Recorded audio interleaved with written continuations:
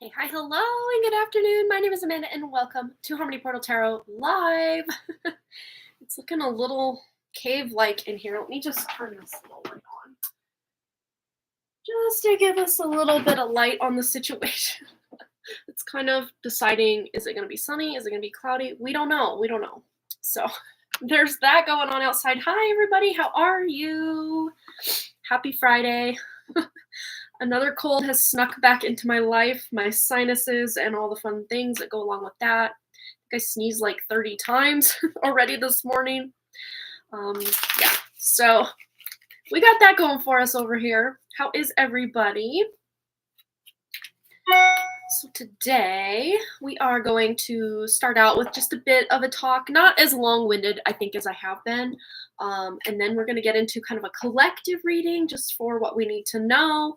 And of course, we have our giveaway and our drawing. And we already have one card reading donated for and / booked today. So looks like we've got quite a bit to focus on. Just let us know that you're here. Do some shout outs to everybody who's here. But today, hi Mary, welcome, welcome. Today we are going to be talking about something that kind of occurred to me in last Wednesday's live stream. If you missed specifically last Wednesday's live stream, it would be pretty beneficial to watch that to kind of build upon what we were talking about there. But of course, you can watch this and then watch that, or don't have to watch that at all. It's totally up to you. But what we're going to be talking about today specifically has to do with the world's fairs and kind of the years that are really standing out just in my intuitive awareness are like 1860s through like the 1920s, 25, 30s, somewhere in there. And right as I said 1920s, 30s, somewhere in there, I just saw Annie from the musical Annie, or, they actually made a musical, like, movie version of Annie in 1982. So that was the year I was born, actually. There's a 1982 version, which is probably my favorite because it's just the one I grew up with. But I just saw that like in my mind's eye. And yes, we are also going to be talking about like the sanitariums of kind of that turn of the 19th century going into the 20th century, meaning the 18 whatevers into the 19 whatevers. And how there were just sanitariums, like not everywhere, but like everywhere. They were everywhere. And same with orphanages. And these are two things, I guess we could argue, yes, there's still an adoption, different adoption agencies in the world, and there's still mental hospitals or psychiatric hospitals and that kind of thing. But it's not the same, I guess. Energetically speaking, it's not the same when I tune into the energy of that as it is today. And I'm not saying that this certain thing isn't still going on. That's not what I'm saying at all, but just not to the level that it was going on back then. And of course, we're getting into it. And one thing that really stuck out to me, and it felt like one thing built upon another thing, built upon another thing, built upon another thing, was the fact that, and these are not exact numbers, I'm just estimating. So the world population as of around 1901 or 1900 or 1889, 1899 was roughly 1 billion people on the world, on the planet, on the globe, on the flat earth, on the realm, whatever you want to subscribe to the shape of the earth. That doesn't matter. But allegedly there were about 1 billion people, as in 1 billion people. And in 120 odd years, that population has spiked to an all-time high, allegedly, of 8 or upwards of 7 point whatever to 8 point whatever billion people. Just let that sink in. In 124 years, 124, which is like a blink of an eye in, that could be, some of the people that on kind of recent history, recorded history, have lived to be about 123, 124. There's like maybe 1 or 2 that I've heard of in the news throughout the years since I've been born that have lived that long, but in their lifetime, in their lifespan, or your average person's lifespan plus, I don't know, 40 years, 30 years, 40 years. The world population increased 8 times over To me, that is, I don't know, it just seems astronomically impossible if it were a natural occurrence or a natural phenomenon.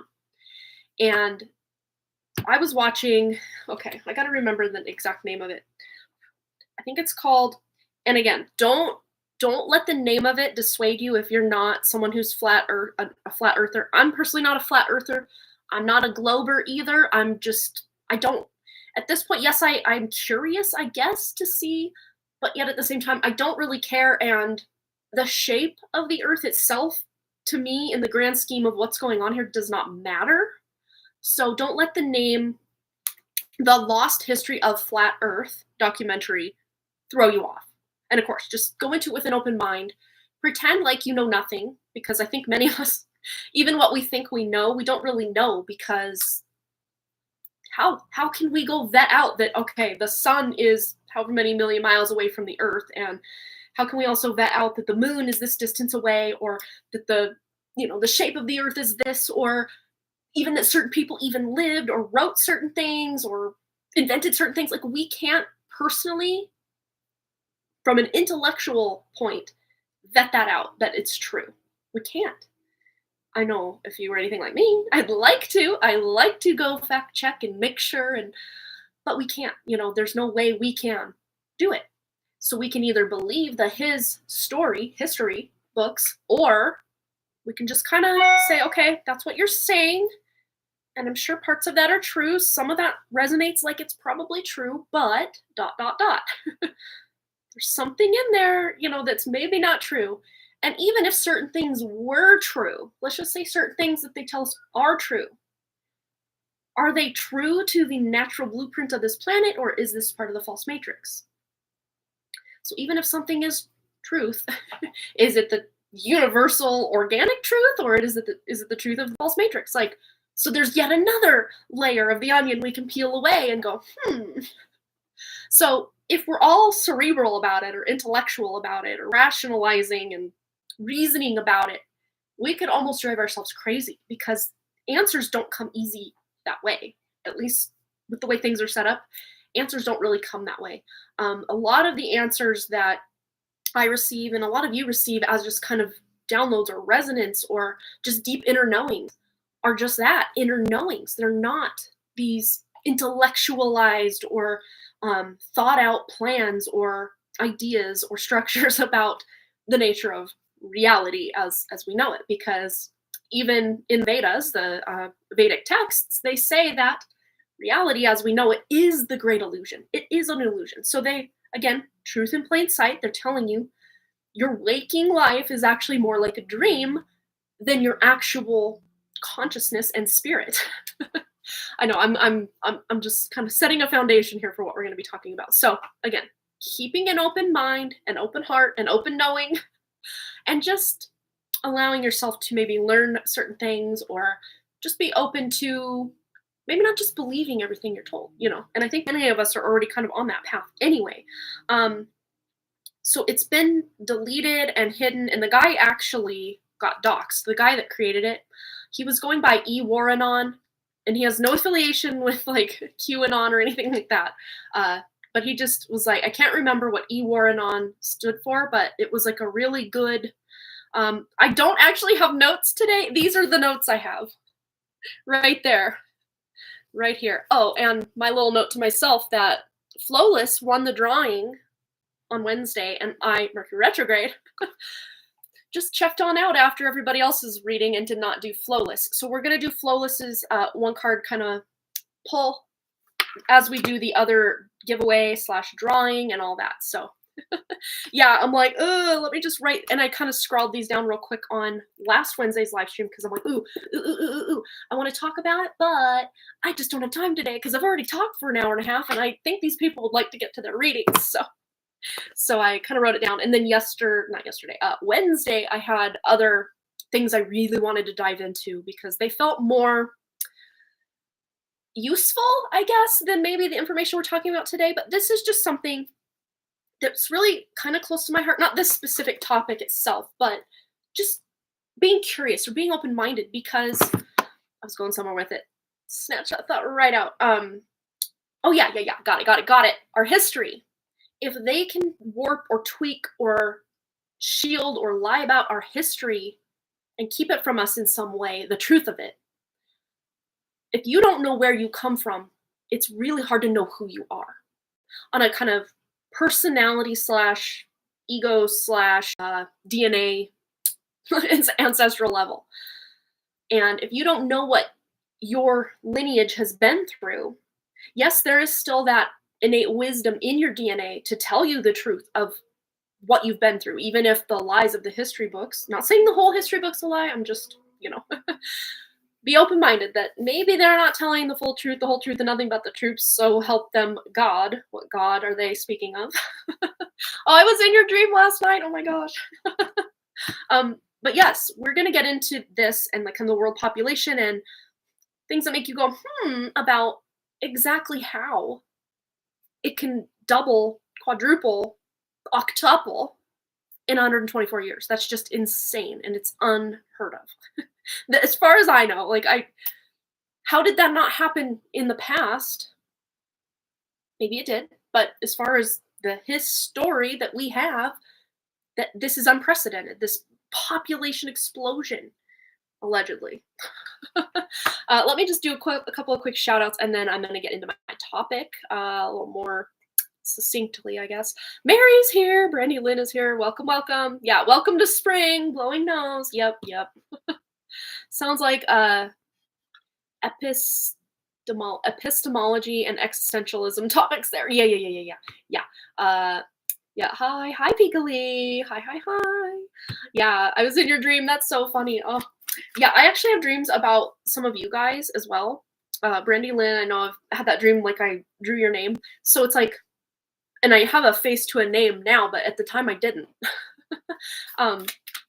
And I know I've had dreams about Amber. I've actually had also dreams about Peekali at some point. Cheyenne and Vicky. It's so funny. And usually they're really nothing of note. It's just like someone's there. And the only reason I know what some of you actually do look like is because some of you, not all of you, have like in your PayPal, have like a tiny little profile picture. So it's like I got a glimpse, I guess, of who you are or what you look like. Very funny. But yeah. So something that stood out when I was watching Ewarrenon and his whole channel completely obliterated. He was doxxed, meaning someone leaked his information. Even though he never came on as his actual name, someone found out who he was. He was being targeted. He felt the Sesame Street brought to you by the letters C, I, and A were involved in basically scaring him away from sharing certain things. But his stuff was wiped, and anyone who would re-upload his stuff would be wiped from the internet. But I actually found it again. I think they've named it something else. Let me see. It's in my list here.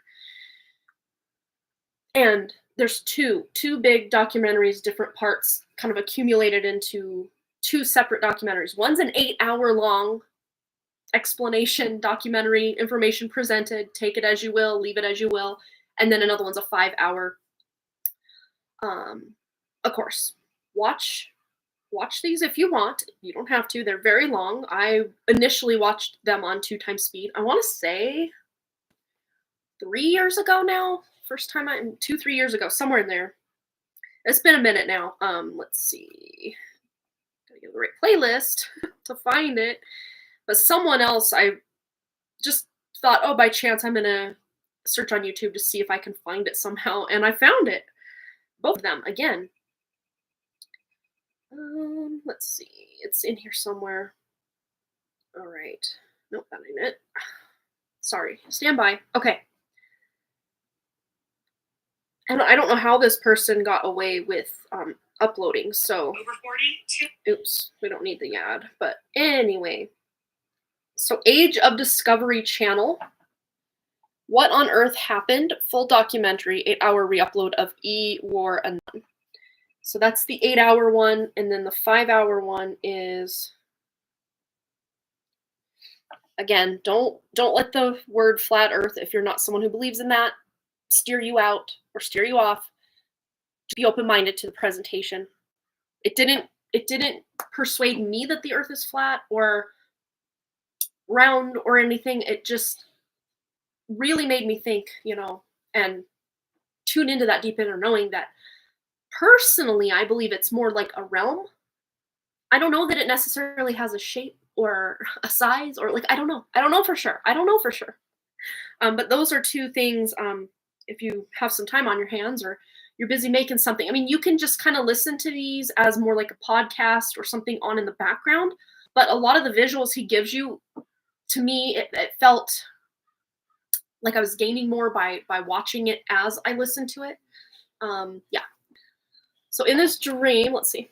In this dream, it was a sleepover situation with a bunch of women. I don't know where I was living, but there were these white orb entities that had bad energy or like mind control energy. We were going around and rebuking that energy with these little books, and they would disappear. Something about a wall of protection that was said in a prior reading that clicked with everyone. It was 3 different books that said something that repelled these entities. I don't know if it was prayer, Holy Spirit, or something else. Maybe the book symbolized something about using creative energy. Oh, wow. Oh no, YouTube kicked you out. Oh my gosh. Yeah, see? uh, it's so weird because that's happened to me in a few live streams I've been watching with just certain creators that I watch. Like they're getting to like something that I want to talk about and then boom, I'm for some reason it like kicks me out and then I click on it and it's like back at the beginning again. So then I'd have to scroll all the way to the right and get back on where I was. I believe I said I remember waking up early and feeling something was off, so I pulled cards or something, but I couldn't find mine, so Amanda pulled hers. We had to repel these orbs that would attack when not looking, either from the side or attack head on. Eventually, we defeated them while everyone was rebuking these orbs. Oh, wow. Drop that synchronicity and made them mad. There you go. 2 days in a row, I've been waking up at 3:33. Wow. Yeah, I woke up at 2:22 last night to use the bathroom, and then I didn't wake up again, which is actually really rare for me to just wake up once in the night. I mean, I woke up a few times to kind of toss and turn a little bit because I could only breathe out of one nostril. But hey, I'll take that over not being able to breathe out of both nostrils because that was torturous back in March. May has not happened yet. Yeah, back in March. Oh, that was horrible. So it's kind of like the lesser of the two evils. Okay, I'll just breathe out of one nostril then. That's fine. So I didn't get like restful sleep, but I only had to go to the bathroom once, which is nice.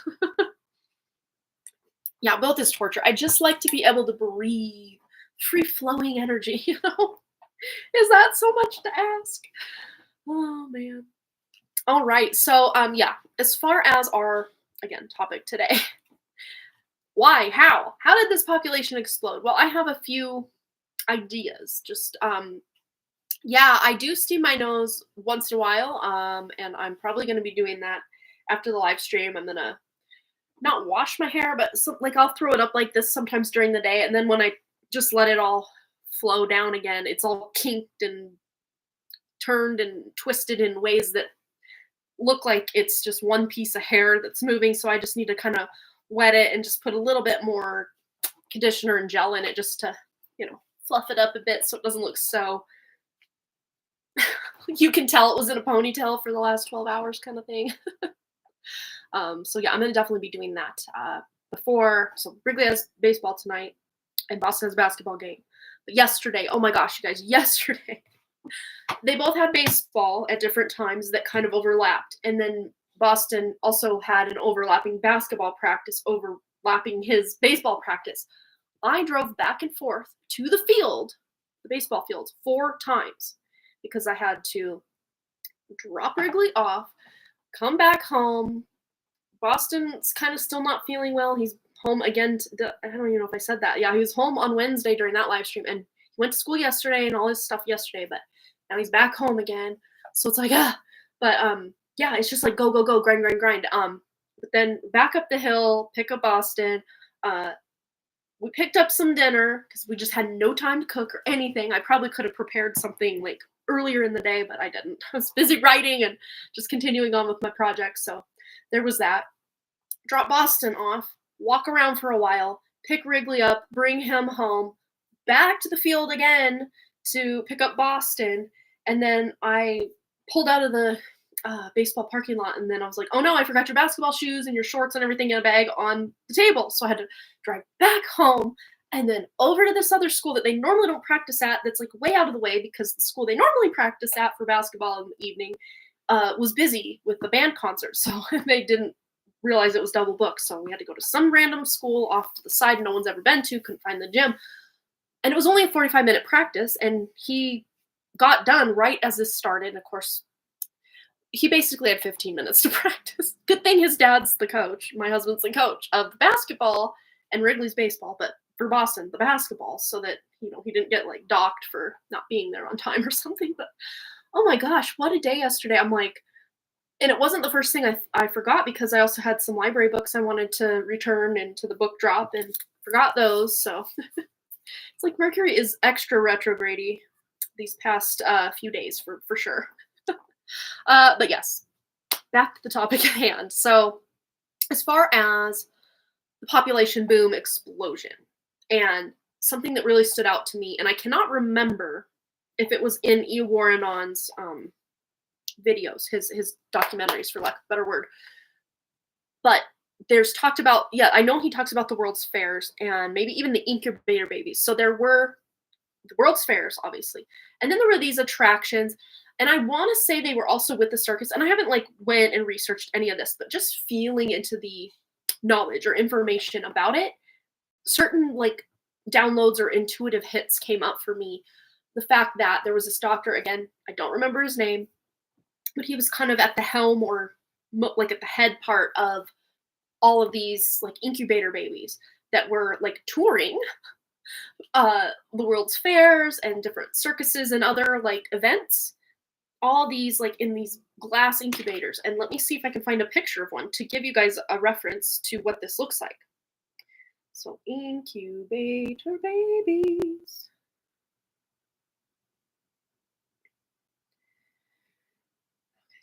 Coney Island. So yeah, Coney Island, in Atlantic City, was a place that they had a lot of these.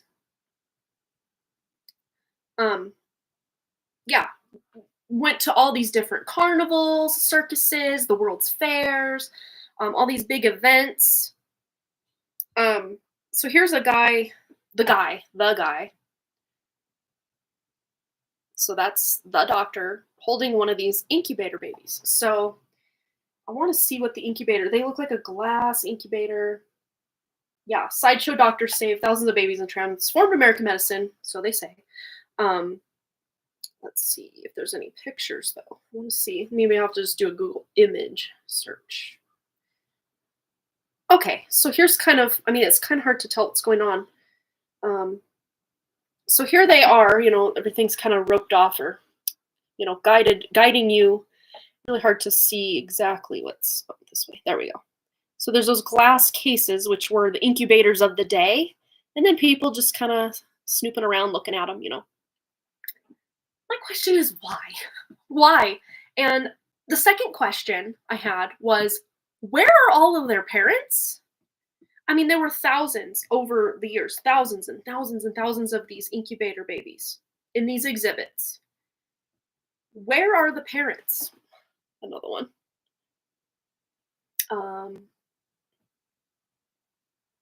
So there's a nurse here and there, right? And the doctor. But where are the parents? If these, if one of these incubate, even I know back then, things may have been different or something. But if things are anything like they are today, if you're going to have a baby in an incubator, let alone, open that incubator to handle the baby in a maybe non-hospital setting, is, at least by today's standards, wouldn't that be considered dangerous? Aren't these babies the most fragile of lives that we have? Why are they at the carnival? Why are they at the circus? And where are all their parents? Why are there so many? Where did they all come from? And when I just started asking myself this, right, the death rates, right? I wonder. But I started asking myself this. Where did they come from? Just this inner kind of knowledge rose up within me that said they were grown in a lab, which, okay, they can do that technology-wise today. They have the technology to do that now, and have for a while, as far as in vitro and, fertilizing eggs or freezing eggs and freezing, doing whatever they do to store the sperm in the eggs and then unite them together and then store those for later use for couples that are having trouble conceiving the natural way. So they've had the technology at least for a while. And usually, when they have a technology, it's usually estimated anywhere from 30 to 50 years once that, they, the powers that be, or powers that were, as I like to call them, have a technology. It's usually 30 to 50 plus years before the general public even knows that type of technology exists, let alone has access to use it, okay?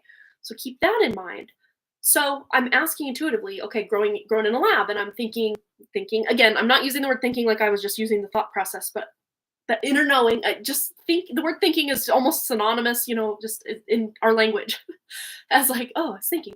So just asking these questions and just kind of sinking down deep into myself to get the answer. And what came to me is, yes, lab created, as in from start to finish. From start to finish. They never saw the inside of a womb. I didn't ask, and I don't know exactly how they got the sperm and egg that then united to create the embryo, to create the infant, to create the person. I don't know. I didn't ask that. But as far as I know, just the overarching question that I felt into was, okay, yeah, they were grown in a lab. So, okay, I love your question there, Mary. What are the intention of these babies? So here's just the natural progression of, learning, okay, they were grown in a lab from start to finish. Well, a woman's womb portal, it's a portal. A woman's womb is a portal. It's a stargate. It brings spirit through. Well, if you're creating something in a lab, it will lack that spark of the creator. But I'm not saying anyone who was conceived in vitro, that's the same thing. I'm not saying that at all. Because the sperm and the egg come from somebody, right? And then it's usually implanted into a womb, which is a portal. So that spirit can get into the body via the portal, which, as far as the general public knows, even in 2024, correct me if I'm wrong, I've not heard otherwise, the only way to grow an egg and sperm that have just met beyond just a sperm and egg or couple-celled nucleoblast, or whatever the heck they're called, as they start to then more resemble something of life, those can either be held in kind of a cryogenic state in a very early kind of sperm and egg just met state, then implanted, and then they start to grow. But I personally believe there's some other way that they can. But again, the general public, as far as I know, the only way to grow that embryo into a human child is to have it implant into a uterus. As far as the general public and as far as I know, that's the only way to get from conception to birth, as far as we know. But I don't think that's what they did to create these babies. And the intention for these babies was because they had just done, the powers that were, the gods, as they call themselves, that control this realm, that then control all the puppets and people within the realm. It's not even these, as we can see them, psychopathic world leaders and billionaires and people that are in control of anything around here. They, like us, many of us, are also puppets for the matrix construct in the machine. They're also, most of them probably somehow associated or affiliated or part of that false matrix, fallen god, demon, whatever you want to call them, system, most likely. But even then, some of them are what I would consider spiritless. They have a soul, again, matrix construct of a soul / ego. So they have a soul and a soul resonance and, can accumulate karma and all the things that are going on in this matrix system. But the reason that they needed all these people was because they did a big reset. Again, they do these from time to time where, they tell you what they did in the Bible. If you go back to the very earliest texts of the Bible before, it's like Aramaic, Hebrew, like all these other languages that the Bible was, and then was translated into this language, was translated, things get lost in translation, or things that mean similar to something else, they might just assume, oh, well, this means this. But if you go to the most far back language use of these texts, there is like a different way to describe certain things. And I can't remember the guy's name, but he wrote a whole book on it. He had gone to, I think it was Oxford University or somewhere like that, to learn all these like ancient languages. And he was even doing his own research into like the Bible and all these ancient texts. And he said, actually, when they say God in, say, the King James version of the Bible, or the, I don't know, there's a new something, I don't know, but just say for sake of example, King James version is one of the newer versions that we have access to today. Maybe not the newest, but pretty new, right, in the grand scheme of how long this has been around. But he went back to way back, in these languages, and said, actually, the translation is the gods, as in multiple or plural.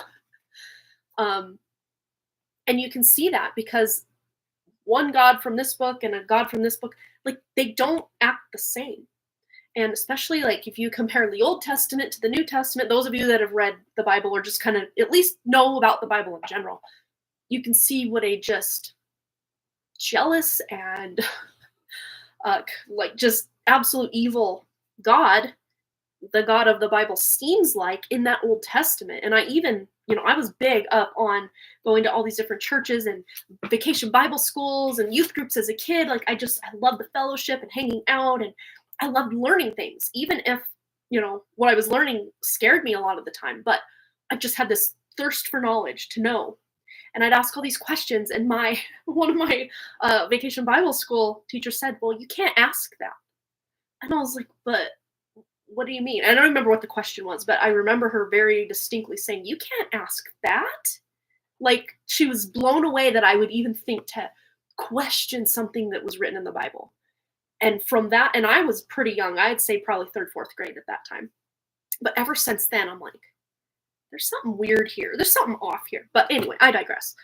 This guy and many other Bible scholars, theologists even say that the more original translations of this Bible would say something instead of God, as in one single entity, for lack of a better word, is at least 2, if not 3, if not more, because the gods is more of an apt translation than just one God or a God. The God, the gods. So yeah, they've done these resets over and over through history. And of course, it's one of these, 2 of these, 3 of these, many of these resets have been written about in the Bible, but they've happened since the writing of the Bible as well. So they created all these just boom of explosion of people, and they started out as kids and then they became people. Well, if you can create a whole society, or at least I would say a majority of today's society somehow come, ancestrally from these incubator babies, or, ancestry of these children who grew up with no parents. And they even say a human baby needs touch. It needs affection and touch, or it will die. It will fail to thrive and really not be in a good way as it grows up, if it grows up. So there's something about these incubator babies that, 2 nurses for that whole long line of poor little incubator babies, that couldn't be enough love. Because again, where were their parents? Nowhere to be found. Nowhere to be found. So yeah, the population exploded because they did this. They went and did this. And again, Ewarnon gets into Google the mud floods. If you're going to, I wouldn't Google it. I would go to yandex.com, YANDEX. If you actually want search results to pop up closer to the top of what you're actually looking for that aren't completely hidden. Don't use Google. Use Yandex, Yandex.com, to get your as your search engine. It's basically like a Yahoo or a Ask Jeeves. Anyone remember Ask Jeeves? AJ.com. Ask Jeeves. So yes. Anyway, they had all these incubator babies, and then because where are the parents? Where are the parents? They all had to move into these big orphanages, big institutions where they're raised by, a handful of adults compared to each and every one of them having a set of parents, or at least one parent. They got to have somewhere to put these people. And then a lot of these people, were just not maybe right exactly because they didn't grow up with that nurturing, that love. And again, I know, like, even in our own ancestries, there was a lot of non-nurturing and non-love because times were seemingly a lot harder than they are now in many ways, especially from that, like, at least as far as we know, in the ancestry that we actually do have tangible access to, meaning our great-grandparents, great-great-grandparents, great-great-great-grandparents. A lot of our grandparents remember their grandparents and their, so there's stories, there's history, there's tangible photos, or, oh, my great-great-grandmother owned this steamer trunk and she brought it from here to here. Like, we have tangible access to at least our recent, many of us, not all of us, but to our recent ancestry. But before that, for a lot of us, who knows exactly? But there is a great number of people, or are a great number of people, who can't really trace their family trees back past 18 something or 17 something. But then there are those of you that have done your ancestry on this line or that side of the family or that side of the family, and you can trace it back. And I can in many forms. I have my mom's mom and my mom's dad and my dad's mom and my dad's dad, and I've traced those family lines, except on my dad's side, I got back to, I want to say 13 something, 13B or 13 something. The Hutton side, my mom's side, I got, let's see, I don't even remember exactly, but it was like 12 something AD. And then on the Levitt side, which is my mom's dad's side, oh my gosh, it traced me back, and I'll tell you the site that I used. And this is one of the Mormon, because they're like the keepers of all the ancestry. So it's familysearch.org.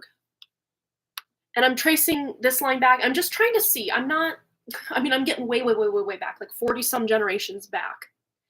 And I'm just clicking on the woman's name of the parent and then the father's name to just see if either of those lines, because there are some that just kind of end. Like, that's the most recent one you have. So then I kind of click back to where I was and click that person's wife. And then, this opened it up so I can click back in her ancestry longer. That's a dead end there, but her father's side, I can keep going back. The mother's side on this one, I can keep going back. And I just kind of piggyback like that, kind of one step forward, 2 steps back, and then 3 steps forward, 1 step back, just to kind of try to get as far back in history as I could with any of my family trees. And I was just working specifically starting with my mom's dad's side of the family.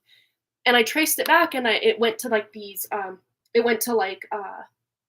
that king I was talking about, and then Charlemagne, which, if you have seen that presentation that little girl did about how all of the US presidents trace their ancestry traces back to this certain king. And it was the king I'm talking about, I always forget his name, Edward the something. And then, we still have a collective yet to come. I'm still in my little soapbox spiel here. So it's on the way, Linda. You have not missed it yet. But then that they all basically trace back to Charlemagne, who was, I guess, a not nice guy. I don't know enough about him, but my family line went that way. And then, of course, Charlemagne coming from, I can't remember, are they Scandinavian kings and emperors, like Viking, go back. And then I click on one of these, like, Viking kings / emperors, whatever, in my family line. And then all of a sudden I see Jesus Christ and Mary Magdalene. So one of their kids, allegedly, again, I don't know. I mean, the Bible, at least the Bible as it's written, I think, don't quote me, it's been a very long time since I've read the Bible, um, claims that Jesus never had kids, but yet in some of the texts that were removed from the Bible, it talks about Jesus's family. So again, history is crossing wires here. We don't know exactly what happened, but why would a Mormon site go all the way back to Jesus and Mary Magdalene, and then of course Mary and Joseph, which are Jesus' parents, and then even back beyond that? And how could they? Like, I don't get it. I don't understand how that's even possible. I know it was only 2,000 years, but like, how many generations is that? Like, somewhere between 40 and 60, I can't remember. But that's a lot of generations back. A lot. Maybe more than that. I'm probably getting the number wrong, but oh my goodness. But then there are those people in the world that exist today. You might work with some of them. You might have been friends with some of them. They're out there. They exist because they are the majority of our population that cannot really trace their ancestry back past 17 something. So where did all these people just randomly pop into this existence from? Again, going back to the incubator babies. And then after this whole incubator baby craze, again, those orphanages were all set up. And then as these kids grow up, now they're old enough to go out and be productive members of the world, basically completely indoctrinated and brainwashed. And if you also think about it real hard. You don't even have to think about it that hard. It's just right there. Around the big explosion of these incubator babies and these orphanages and then eventually sanitariums, this is when, like, the school system, like actually sending your kids to school that wasn't some, country farm schoolhouse, right? Where there were actually institutional, like, set up to, again, indoctrinate people to become workers. And this is like the big boom when there was a need for that, where maybe before there wasn't, or maybe there was, we just didn't know about it. But anyway, so yes, the school system was established at this time as we know it now. And if you actually look at the school system from back, say, 1920s, 1930s, and how a classroom looked and how people learned 100 years ago, it's exactly the same today. I mean, yes, now we have tablets, now we have, more colorful maps on the walls, but the structure of it is exactly the same. So why? Why? And if these incubator babies just kind of popped into existence without a mother and a father, they were grown, and then they grew up, and then they're out there, they don't know where they come from. They don't know who they are. So they just follow the script of, well, okay, school told me I need to do this. Now you got to go out there and become a businessman or woman, or, back in the day, not so much women were in the workforce, but, leading up into the 20s, 30s, 40s, a typist or a school teacher, receptionist, there were jobs that were more, I guess at the time, appropriate for women to do. Times have changed there. That's good. But yeah, so it's like, what's going on with this? And then there was a thing called orphan trains, the orphan trains. And I even asked my mom, do you remember hearing anything about orphan trains back in the day? And I think this went on to like into the 1930s, maybe even as late as the 1940s, where they'd have all these orphans that were just overrunning these orphanages in these places, that they'd just truck them west, through like the Midwest into the West. And a lot of these families would take a child or two or three or however many to work their farms and become part of the family. They probably weren't maybe treated well like the other members of the family. Maybe some of them were, but they were used as workers. And there was a lot of like child labor in, like, especially like the East Coast, bigger cities with these orphanages. They needed something for these kids to do. And there was a lot of like child labor stuff going on. And of course, these kids grew up in the early part of, the 20th century, and then they had kids, and then they had kids, and then they had kids. And we're probably 5 generations out from some of this, maybe 6, 7, depending how early or late people had kids. But it just makes you go, that's why the population exploded, because they, brought the population down, but then they had to grow it back up to keep the hive in operation, right? And they couldn't just, force people to have more kids, so they created a bunch. And of course, it was a double-edged win-win for them, meaning the ones in the control of the realm, or at least at the time, because they could completely program these people from birth to do and live their lives a certain way. And, this birth the industrial revolution, this birth, and, there's going to be a lot of people that say, well, that was a good thing because look, we've got all this stuff now. And I'm not going to say it wasn't a good thing, but if you watch that documentary, Warren on the lost history of flat Earth. Again, don't get hung up on the name flat Earth. I personally am not a flat Earther either, so it's just it is what it is. Just the information is there. And then What on Earth Happened is the other one, and it was both on the channel Being Freed by the Truth. Oh, that's the Being Freed by the Truth is the one, and then Age of Discovery is the other. So here we are. Phase 2. Right here. So if you want to screenshot that to watch, feel free. I got a whole playlist of stuff that I'm like, ooh, I want to watch this, I want to watch this, I want to hear this. But anyway, so that's just something to think about. Where did all these people come from? Where were all their parents? That's my biggest, where are the parents? It just baffles me that the parents would even allow their child to be a circus act or a carnival sideshow act. I mean, incubator, to me that says the baby can't exist without medical intervention or help. So why would you take someone in such dire circumstances and create a sideshow out of it? I don't understand. On a logical level, that makes no sense. That makes no sense. Is it just me? Am I just like, what? Yeah, right. Oh, you're getting some steps in, Brandy Lynn. Yeah, AI babies, yeah. I mean, because if the womb from which people grow inside of is a portal to bring spirits in, and these children are not grown in a womb, where did they go? Where did they come from? It's just things that make you go, All right, now we're going to get into our collective reading, and then I have one donation from Earthy Deva for a 1-card pull, and we're going to get into that. So anyway, let's get into it. Oh, we got some cards already flying right out. So one of them fell to the ground, and usually that's maybe just a bit slippery energy or kind of hard to find because it took me a second to look for it. Oh, 2 cards. Move my thing out of the way. Okay. So Queen of Swords and the Chariot. So there's something you're speaking into being that's not quite ready to move forward, but you're on like the cusp. There's something about to move forward, but it almost might be that you have to stand up for yourself or speak your truth about something.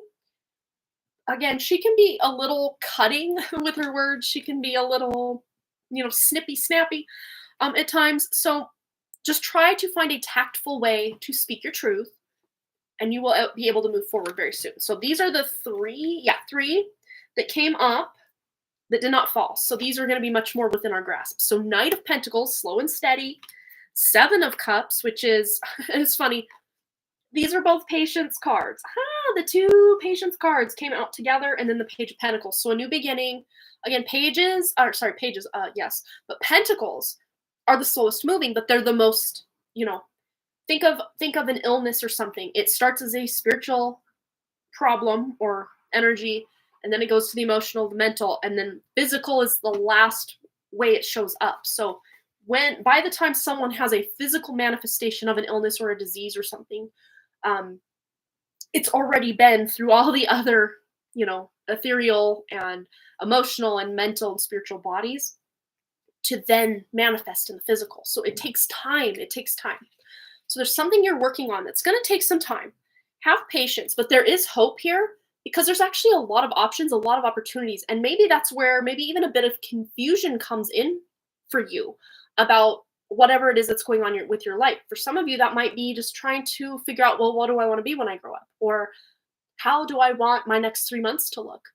Especially those of you that, life's all right, but like it could be better, right? I think that's probably everybody on the planet. Like, it's good, but like it could be better, right?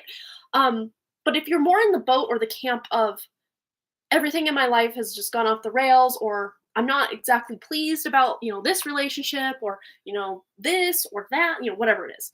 Or maybe it's a multitude of things that you're just like, oh, I just wish I could snap my fingers and change everything overnight. Well, wouldn't that be nice? But patience. There's this element of patience that's needed. But you're also moving forward because we got progression here from the Page to the Knight of Pentacles. So there is going to be progress. There is going to be forward movement. But there might be just something, this could even do with belief systems, thought processes where you feel trapped, you feel stuck. Much like this poor lady here, she may want to get up and be able to go do whatever she wants, but she's a bit wheelchair bound, at least temporarily, if not permanently, for whatever reason. She's got something that is keeping her kind of sedentary. She can still move though. So it's like being able to, and it's so weird because there's a lot of parallels with what's going on in my book here. So it might not even be that you're physically struggling to make something happen, like get up and move around. It may not even be physically. It could be just trying to move through, again, thoughts, stress, worry.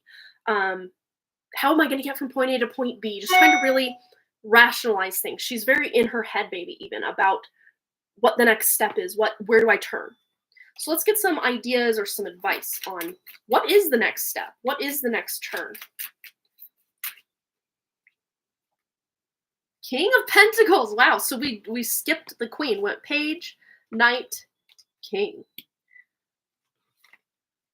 So to help us move forward, it's just knowing that you will get where it is you're wanting to go, or you'll be able to move through any stuckness or toughness that you're currently going through.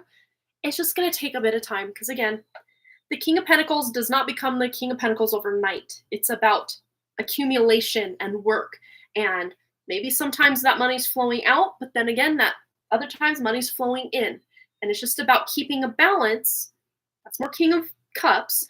But with this, it's about making sure you have a lot more coming in than going out. And that's not just meaning like money and material wealth and goods in that way.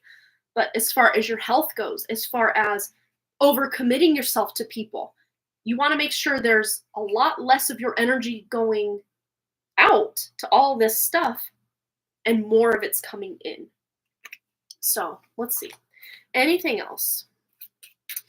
So for some of you, that might look like needing a vacation day, needing a bit of a break to really balance this energy out and allowing you that, to get things done in the material world. Usually we have to be in action, taking action, making things happen, using our hands. It's not a mental process of thinking or daydreaming about, ooh, if this happened, then this could happen. It's about going out and making it happen. All right, what else do we need to know? Ooh, and we have the moon. The moon. Dun, dun, dun. So yeah, like subconscious mind comes to mind with the moon. And one thing that really kind of was like a download for me, just kind of like I knew it, but like in a deeper way, I've really come to this kind of aha moment of the birth chart basically spelling out who the ego is, or the personality of each of us is. And also that subconscious mind, I've already like really felt into that and tuned in that yes, maybe the subconscious mind does hold things that are our baggage, are our wounds, are our trauma from the past, but it also holds basically that program of you belong to me, matrix, matrix construct, matrix implant. And of course, we can even consider, and here's the thing, because there's this debate, do we even need an ego? And I'm like, maybe part of me agrees that maybe we do, but then there's this other part of me that's like, no, because it's a matrix construct, but when we're in the matrix, it exists, right? But I think the cure, it's not the right word, but the one that's coming to me, the cure or the antidote, I guess, for having that ego going is to then instead bring more of your spirit online. Because again, just like any entity or emotion or baggage, wounds, trauma that you're holding on to or that's in your energy field, when you're in your ego, that still also takes up residence or space that then your spirit is not occupying. So it's about, again, it may not be an overnight thing, and that might be for some of you. You're going through yet another deeper layer or level of your own spiritual awakening. And this time, instead of being head in the clouds, I'm just speaking from my own experience, head in the clouds, just wanting to get out of here already. Instead, this kind of time around, because it's been like 3, 4, 5 different rounds at this point of deeper awakening, deeper awakening, deeper awakening. Where this time I don't want to on that ego level, but in the spirit level, I know it's in my best interest to really be in my body. When I have a migraine, instead of trying to escape my body and distract myself, I need to sit with that pain and really feel into it to allow it to flow. Because the more in resistance to it I am, or fall into that ego victimhood of, oh, another migraine, I don't have time for this. Poor me, I was just sick, We've all been there, and especially me, like this last month has been rough with just feeling all the painful feels. Not feelings, but like in the body, just, all the things. And not being able to breathe at night and, all the fun things. So, yes, we can all get into this pity party for one when we're not feeling good. But I'm trying instead to feel into the pain, to allow it to, and I almost picture it like it breaking up, almost like an icy lake or river. And then as that ice just kind of starts to crack and crumble and break up, then it can start to flow. And then it's not stuck to you. It's not stagnant. It's not there anymore to just be hanging out. Oh, I can totally do that, Kirsten. No worries. All right, so we have 2 readings to timestamp. I think they're both 1-card reads. Anyone else looking to donate, we will get you in. We can get you in first because these 2 want a timestamp, so we can do theirs anytime. All right, last message. Actually, let's go to gummy bears, as I like to call them. That's not what this is called, but I like to call it the gummy bear deck. Oh, you're also sick. Oh, that's no fun. Oh, I feel like I've been sick since March 4th is really when I started feeling it, because that was Boston's birthday, and I just really didn't feel good. It just felt like my bones were deep and achy and just painful, and then it all just erupted, as you guys know, those of you that have been here. Yeah, it's been a lot. And just being busy on top of all that has just made it so, even when I'm like sitting down to kind of rest, like my mind's going like, oh my gosh, should I be resting? Are we missing a practice? Like what? Like just almost in like fight or flight mode right now. So tomorrow I'm taking Saturday to just kind of, yeah, it was funny because I was editing my book earlier this morning, and there was a moment in this one scene where my main character said she took a deep breath and actually let her shoulders fall away from her ears. And I'm like, that is so what I'm doing right now, because my shoulders are all up. I'm like, I'm so stressed and tense because of just the go, go, go. And as a natural homebody, we had a lot of just stay home, stay home, stay home in the wintertime. And now that sports ball, Brandy's back. Sports ball's in full swing again. So it's like, oh gosh, bear me strength. Yeah. So anywho, let's get our last card. Yeah, you missed just a bit of the collective, well, the whole collective reading, but you can just kind of scroll back and watch on 2 times speed. That's what I would do anyway. Last card for our collective, and then we're going to get into the readings we have donations for, and of course our giveaway and our drawing. With welcome. Got a nice little picnic spread all laid out here. And we've got the number 8. It looked like a 5, like from here. Does that not look like a 5? But just the font of the 8. It's an 8. But 5s are about change. So it's like you're maybe welcoming change, but also you're welcoming action, being busy. And it's funny because I was just talking about, let's get action. But yes, it's about, even if you don't have as many free hours in the week to rest or relax or stay home, if that's you, if you're real busy right now, like I am, make the most of the time that you do have at home. Maybe even when you're busy and kind of waiting between appointments or errands or sports ball, you can sit down and make a list of kind of your self-care priorities when you do get a chance, so that when that chance comes that you do have some downtime, you're not scrambling for, well, what do I do? At least you'll have yourself a nice little list that you can, that's what I want to do. Ooh, number 4 on my list looks great. Let's do that right now. Oh, a nap?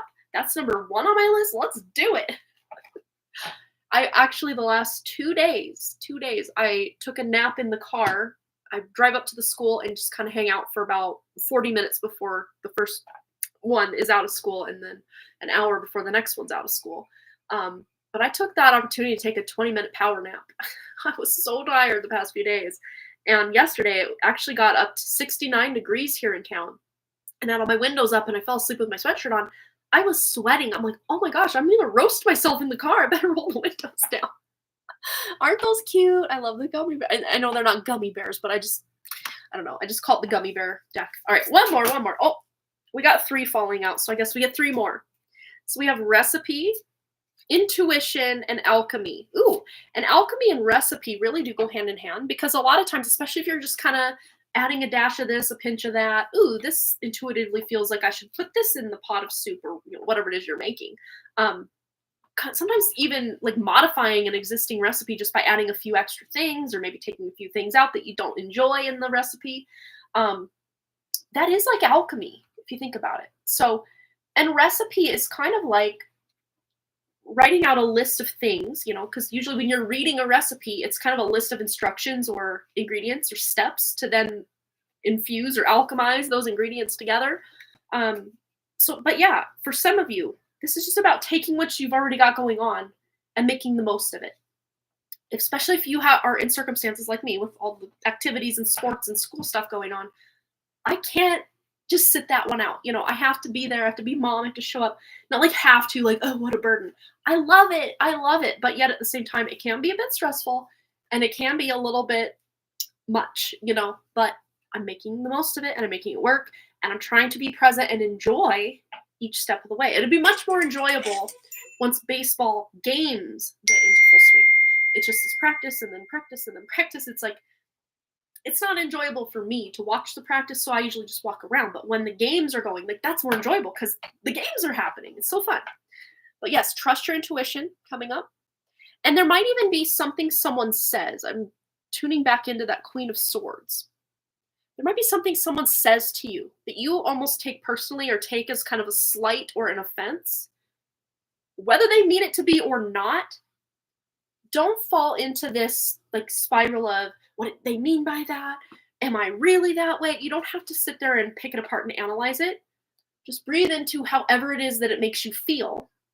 Because feelings, we need to feel those, or they're going to get usually stuck or trapped somewhere within us. So allow yourself, if someone says something to you and it's snippy or snappy, or again, we kind of said earlier, you might be the one that's being snippy or snappy towards someone. And of course, if that's the case, you can do whatever to backtrack it or apologize or whatever. But if it's someone doing this to you, allow yourself to feel whatever comes up about what that person said made you feel, without trying to analyze and interpret everything about it. I know that's hard, especially for you that have a lot of air in your chart. But it wasn't actually personal, is really what I'm getting. It's they're having an off day or a bad day, or they're stressed or they're worried, so they're snapping at you. So just allow yourself to feel the whatever that comes up as a result of you getting snapped at, and allow it to flow. All right. So that is our collective for today, Friday, April 12th. And I love that the recipe card is in a book, outlines and structures of the story. Right. I love that. And yeah, Brandy Lynn sent me this cool kind of, outline or step-by-step process of the Fool's Journey yesterday, using the tarot cards as kind of that hero's journey or fool's journey through all the story plot points. And I thought that was so cool. Because I think we all know that there is a story being told with the tarot, but to actually be able to take that and apply it to our own stories or just our own life in general is really cool. I love that. All right. Welcome. Why, thank you, deck. I know, they're so cute. All right. So I do believe Kirsten is taking her nap, so we're gonna just double check that we didn't have any other donations besides Earthy Deva and Kirsten. Okay, good. She left her question, so we're good to go there. And then Kirsten. Make sure I spell everything correctly. That is a 1 card. Okay. And they're both time-stamped, so I guess I'll just start with the first one to donate, which would have been Earthy Deva. And I can now turn that over and make a note for the new timestamps. Earthy Deva, 104:48. And it's always funny because I'll go post the timestamps after the live stream. I couldn't think of the word. The live stream is over, and then I'll post it, obviously, and then I'll click the timestamp, and it's usually like a few seconds off, which is weird, but that's what my clock says, so that's what I write down. Earthy Deva. And here we are. Okay. Okay, let's go back to her question. Click on her question. Take a quick drink of water. All right. Hello, Amanda. Probably not going to be there with you, but thank you if you can timestamp. Absolutely. My one card question is, my work life going to improve? Am I going to feel more satisfied? I feel a little heavy from all my responsibilities and workload in my job and in my life at the moment. All right, let's tune in to Anna's true spirit, Earthy Deva. True spirit, to let her know, to get the answers. Is her work life going to improve? All right, so we have the Two of Wands. So it's not quite yet improved, but you're maybe making some new plans or just deciding to maybe show up slightly different moving forward. Or if you are overwhelmed, there's a lot of responsibility on your plate. Maybe even speaking up and telling a boss or a supervisor or, even other coworkers, hey, I can't do all of this. Like, I can do this or this or this, or maybe even two of those things, but I can't do all of it. So sometimes just setting like a clear intention or like expectation, or saying, I know you expect all this stuff done, but I have this many hours in a workday, and this workload is going to take me at least X amount, which already supersedes my daily work hours. So what's the priority here? Because I can only do these ones. Or just setting that intention too, that, because with this planning here, this is energy that's not yet activated or in full swing. There's action being taken on it. Let's see what else Anna needs to know about work life improving. Eight of Swords. So you might even be in your head about something at work. There's a lot going on. And this looks like a more precarious situation than your traditional Rider-Waite depiction of the Eight of Swords. That, the 8 swords are very widely spaced. The person could just shimmy out of the binds, take off the blindfold, walk through the sword, no big deal. This looks a little more, let's be careful how we tread with certain things. There might just be some negativity going on, because usually this is not so much that it's actual negativity, but more perceived, or you think certain things are happening that maybe aren't happening. Not like delusional, but it just might not be as bad as you would normally think with the regular Eight of Swords. But with this one, it looks like you're stressed out. It looks like it's just a lot, very overburdened. I'm almost getting like a 10 of Wands vibe from this 8 of Swords here. But let's just see what Anna needs to know about her work life improving.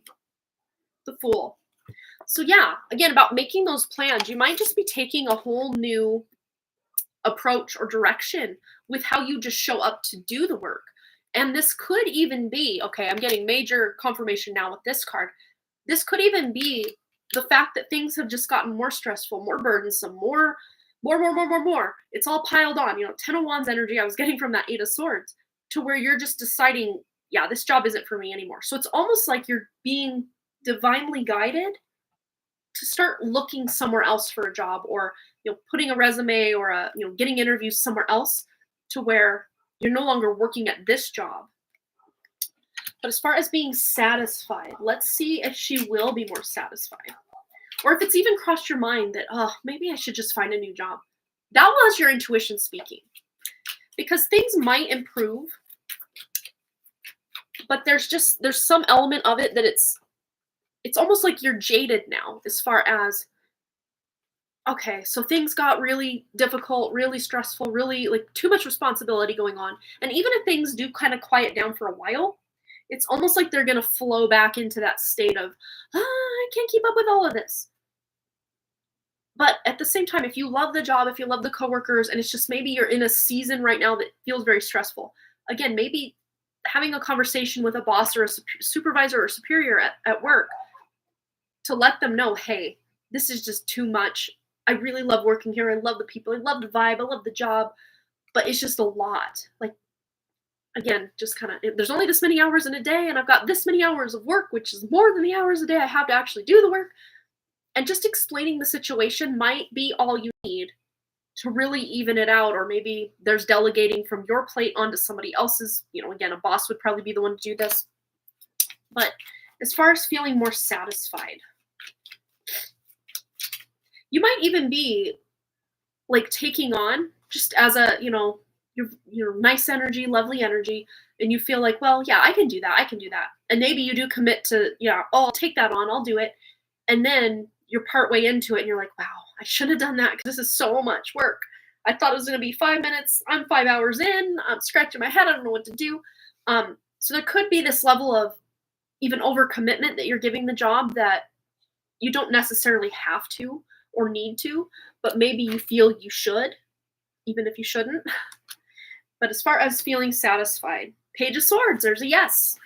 So you will be feeling more satisfied. But again, I think this is a result of you just kind of, pulling the reins on those horses just a bit to slow down, to be able to make an action plan for yourself before actually taking the action. Kind of make a plan of maybe even approaching the work differently, or, again, talking to someone about lightening the load a little bit, because the Fool has a very light load.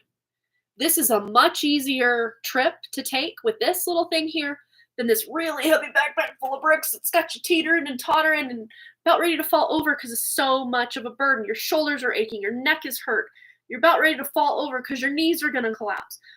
It's about lightening the load, or having that conversation that this is too much. I need a lighter load. All right. Closing statement for Anna. Anything else she needs to know about her work? And feeling more satisfied in her job and life in general. All right, we got 3 cards. Gift, Light of Insight, which is a very, very hermit energy here.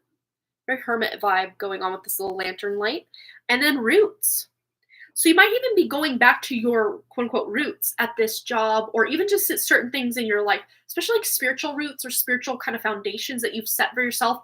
Maybe your spiritual, I don't know what you want to call it, like spiritual life, spiritual path has kind of gone by the wayside or taken a back burner because you've been so stressed and been so burdened at work that work just kind of took over your life. And even when you're not at work, you're stressed out about the next work day or how much you've got still left to do, that it's kind of leaked into your happiness in just your personal life and also especially your spiritual life.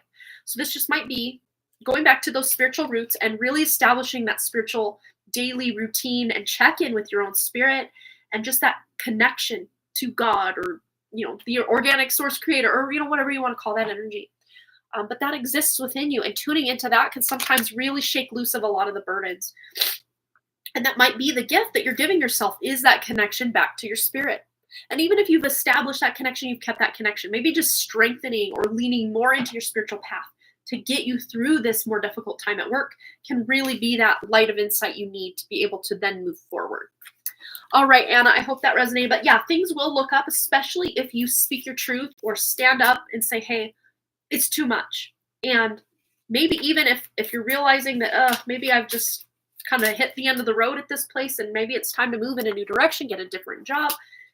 Again, if that's not intuitively hitting for you specifically to do that, then just finding a new way forward at the current job would be more the advice or message coming through for you. But if you've already kind of thought, I don't know, maybe if I got a different job, things that very well might be.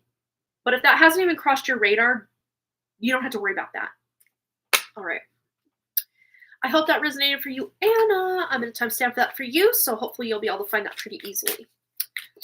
All right. Next up, we have Kirsten.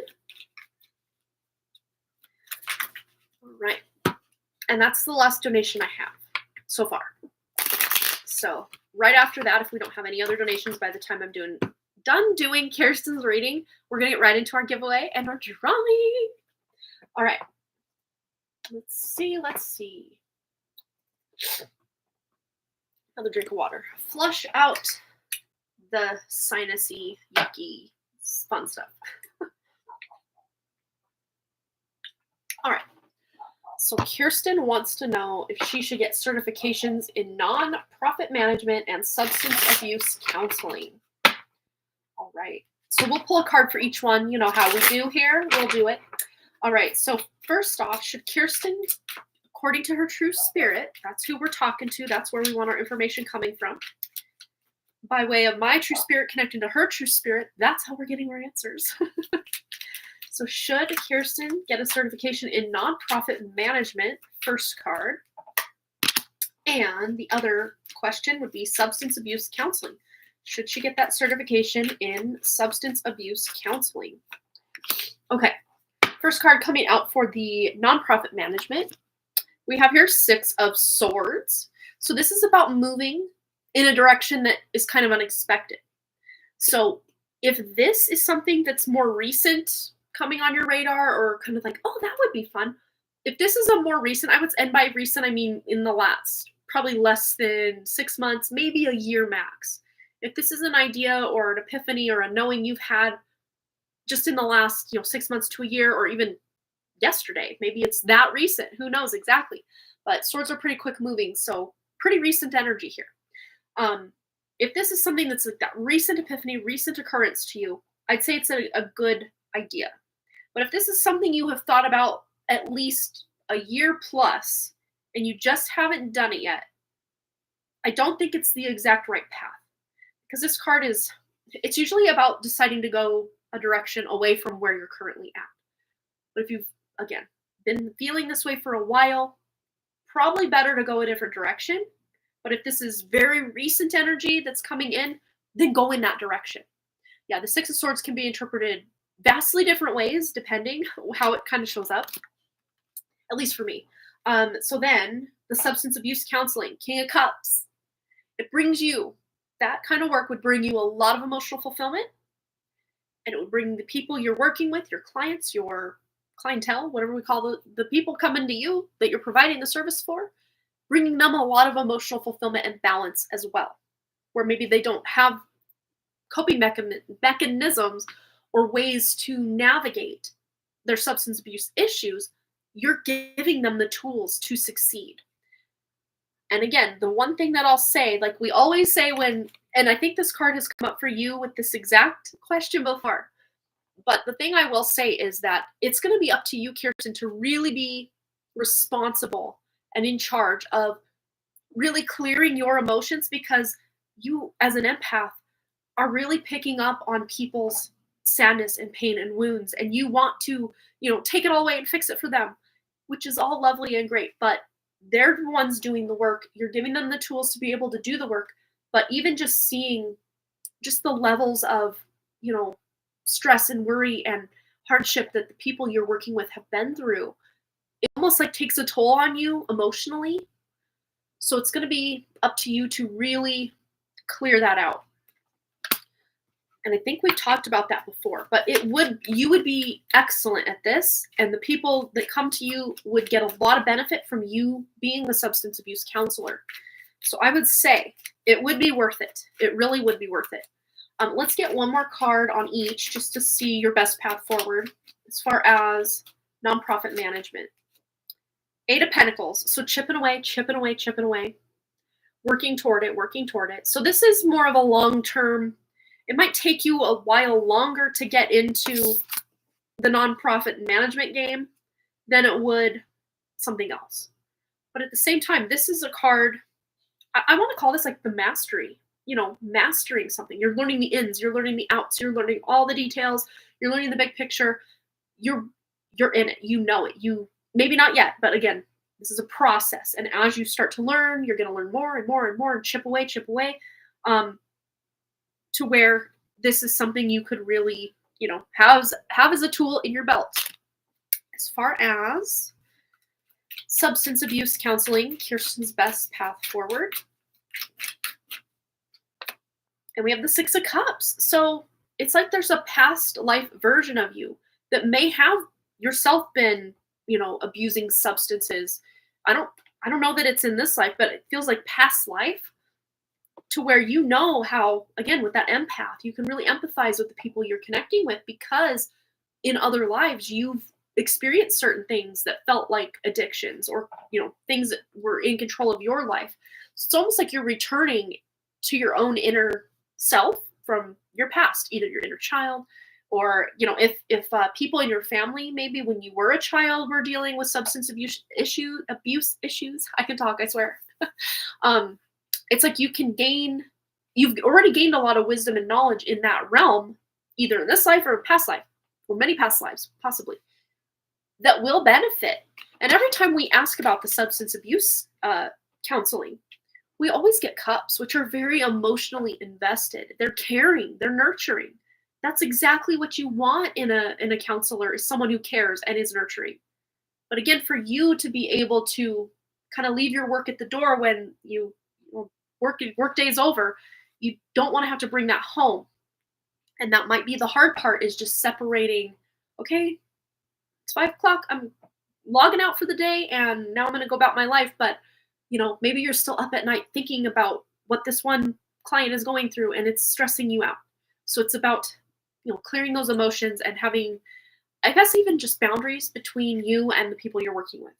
Because you're much better able to help the people you're working with when you're not empathizing so hard with them that you can feel it all, which again might be difficult with an empath. But again, you're made for this kind of work. So it's about you finding the balance between being able to help without taking on that pain yourself, which can be difficult. So it's about finding that balance. All right. So I hope that resonated for you, Kirsten, which I did not timestamp her reading. Well, I know it was sometime after 124, I think. So I'm going to leave myself a question mark for Kirsten, and then I'm going to go back and watch it and then find the right timestamp. So sorry, but I don't even have to apologize. If Kirsten's maybe here watching on the live eventually comes back, I will get it. I will get it soon. But if you're watching the replay and the timestamp's there, then I guess I don't have to apologize because I put it in there. But if you're watching before I get it in there, I'm sorry. I will get it. It's definitely after Earthy Deva, because that was her timestamp, 104:48. Yeah, so it's definitely after that. Yeah, and we're at let's see. Yeah, we're at 122. So somewhere maybe around 114 we started. Right after that, I took a drink of water, I think. So put your last name down so we know who's who. I think there's only one Kirsten that comes here, but we're just gonna make sure. Really weird. For some reason I wrote 6 of Wands, Page of Swords on the back of this. I do not remember doing that, but it's my handwriting. Who knows? So weird. I don't know if those cards are relevant to anybody watching. Maybe they are, maybe they aren't. All right, so double check that we're up to date on our donations, which I believe we are.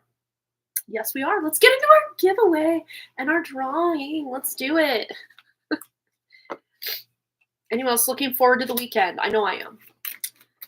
We have one more baseball practice tonight, and then a basketball game, which I am excited for. I love watching the games. It's all the trucking from one practice to another I feel like I just live in my car in the springtime. But actually getting out to be able to sit down and watch the game, now that's what I love. I love that part of it. But schlepping one kid over here, schlepping the other one over here, practice, that's where it gets difficult because, yeah. Hi, Amber A. Welcome. You're just in time. We're doing the giveaway. I said it right that time. Okay. So all you have to do is determine, in whatever way feels right for you, what card am I pulling from this deck. It is right here. And let's just hope it's not me spoiler alerting it like I did on Wednesday. I'm like, okay, let me narrow it down. And then I told them what the card was. I meant to say Major Arcana, but then I'm like, it's the Magician. So Brandy Lynn and Amanda F., I think that was her last initial, won because they were the only two there to win. So I just let them both win because I told them the answer. Okay. All right. So here it is. Go ahead and see what you think. See what you feel. Looking forward to the weekend. Going to the circus. Oh, fun. I've been to sort of a circus. It was kind of like a very mini, watered down version of a circus that would come to our little town of Libby, Montana. But they had tigers and magicians and stuff like that.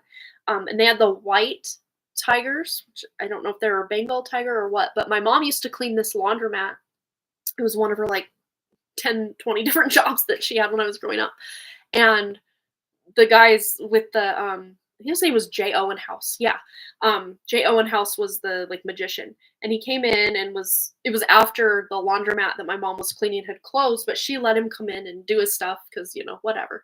And then he let her pet the tiger like afterwards. Like, how cool. I wasn't there for that, so I didn't get to see the tiger up close and personal, but kind of scary, but kind of cool, you know, whatever. But let's just see if anyone's getting it. I'm going to narrow it down.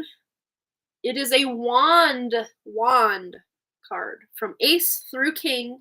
It is a wand card. So let me just make sure no one got it initially. Brandy Lynn's like, the magician. It sure was on Wednesday, that's for sure.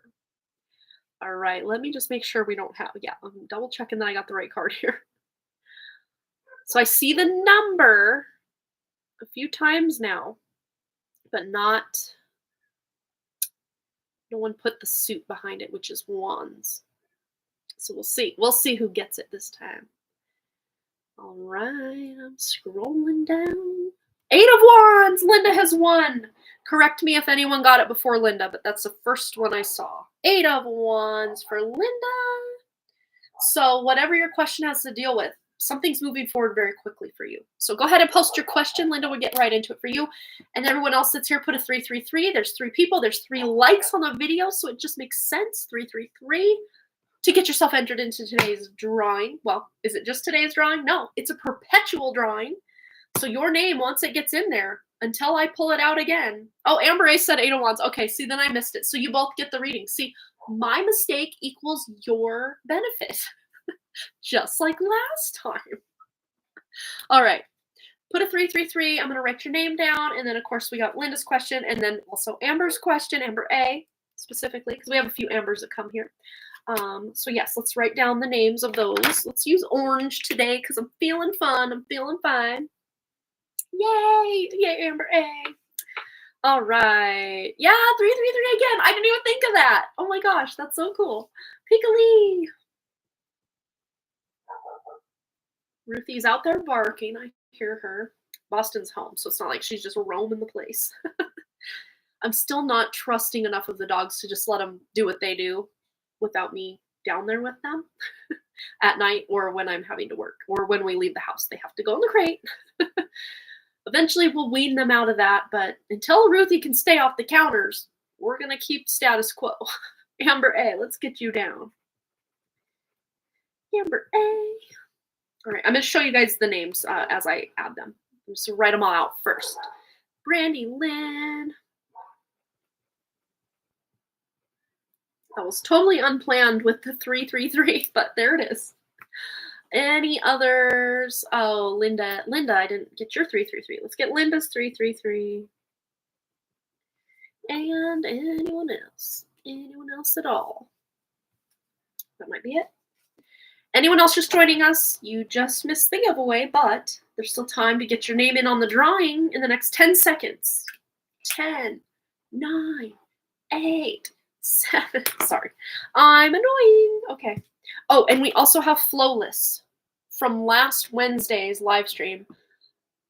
Did all the other, because I fumbled the ball on just telling everybody what the giveaway card was, to where I then did the drawing, but then I forgot after doing the giveaway winners readings to do the drawing winners reading. So we're going to do this one before we go today, on top of also whoever we draw today as well.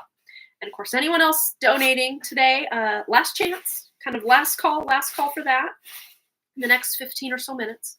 All right, so Adding in today, Linda H. Boom. Brandy Lynn. Boom. Amber A. And drum roll, please. Pika-Lee. Pika-Lee. Entered. All right, let's mix it up. Stir it up. Stir it up. And the winner today is... Got 2 and 1. Okay. Pika-Lee. Orange, yes, but from a different day. It's my lighter orange. This is a more vibrant orange. So Pika-Lee, you have won the drawing. No. Yes. Drawing. No. Yes. The giveaway. Drawing. Giveaway. I got it right, and then I second guessed myself that I got it right. Yes, it is a drawing, and we did it, and you won. Yay! Very cool. Very cool. All right. So, Linda and Amber A. If you haven't gotten, I know Linda has her question. I did not see Amber's yet, if she has it.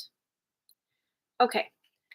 So Linda H wants to know, how is my Aunt Effie doing? Lost contact with her. Her phone out of service, and she moved, so I don't have her current address. Oh, no. Oh, my goodness. I'm seeing already, before cards get involved, that you're going to be able to contact her through some other family member. So whether this is one of her kids or another cousin or an aunt or an uncle or a brother or sister, somebody that you're talking to is going to have that information. Maybe not right today, but soon. At the very least, you're going to find it out soon because this is very quick moving energy. It's a yes. So yes, you're going to get back in contact with her or get her contact information soon. Soon being what it is. We don't know exactly when at times, but when you need to get in contact with her, you'll be able to, is kind of what I'm hearing. So let's just see anything else Linda needs to know about that phone being out of service and Aunt Effie moving, doesn't have her current address. How is she doing? How is she doing? And I'm already hearing too, if you're worried about her health, she's doing fine. But that's funny I say that because we have the Death card, but then we have the King of Swords. So if she had any kind of health issue, she's overcome some sort of health obstacle and is now like taking control over it or taking control of it. And I just saw the word diabetes in like my mind's eye. So I don't know if she had diabetes or if there was something with her blood sugar levels or something, but she has gotten it under control. Maybe she didn't overcome whatever this is, but it's now under control, or she's either got a proper medication for it or she's doing something better to where now these levels aren't just flying out of control. Yeah, she's got it under control. Whatever the health. Oh, she does have diabetes. Oh, wow. Yes, okay. So she's, yeah, not like in, and I know that Death card coming out, I was like, oh my God, she died. No. All right. Anything else Linda needs to know about how her Aunt Effie is doing? It might have been scary though. Yeah, really scary. She might have had, like, I'm seeing like with these swords, like the insulin, like, or having to prick your finger and all the things associated with diabetes. But yeah, there's a better balance, a better flow.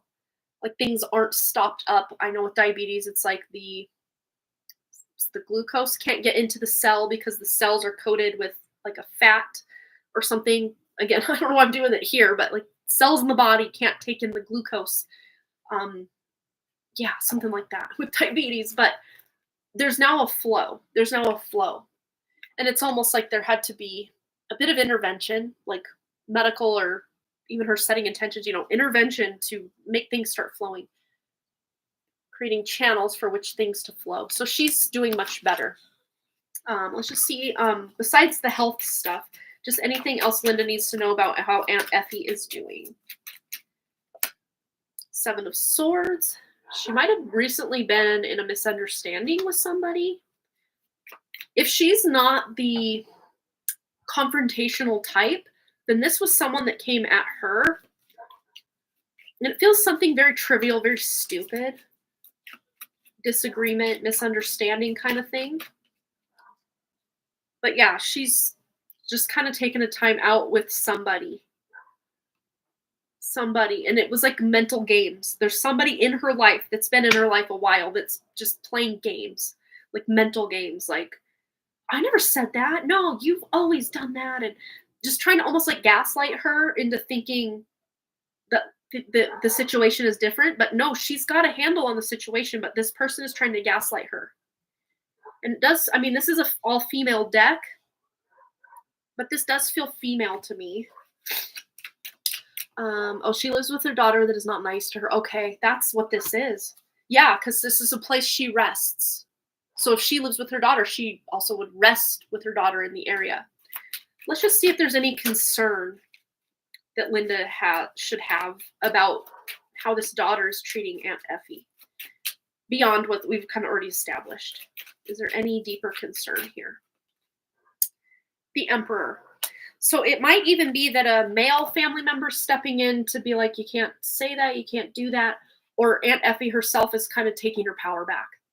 I don't see that there's a, this is a success card, and then there's a temperance card on the back looking at me, so there's like a sense of balance coming in.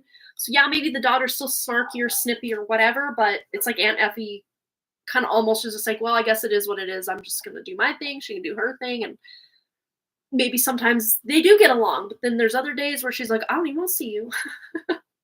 But as far as it being concerning, if you feel the need to talk to, especially like if she has a son or maybe there's a brother, there's like a masculine energy involved here or could be involved, talking to that person to get kind of to the heart of what's actually going on here. But I don't see like Aunt Effie's in mortal danger or anything like that. Oh, that's the exact situation. Yeah.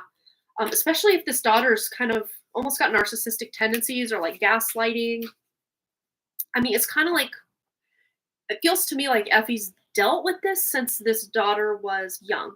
So same crap, different day, but it's still not, beneficial to be in the energy of someone like that, especially if you have to live with someone like that. That's really difficult energy.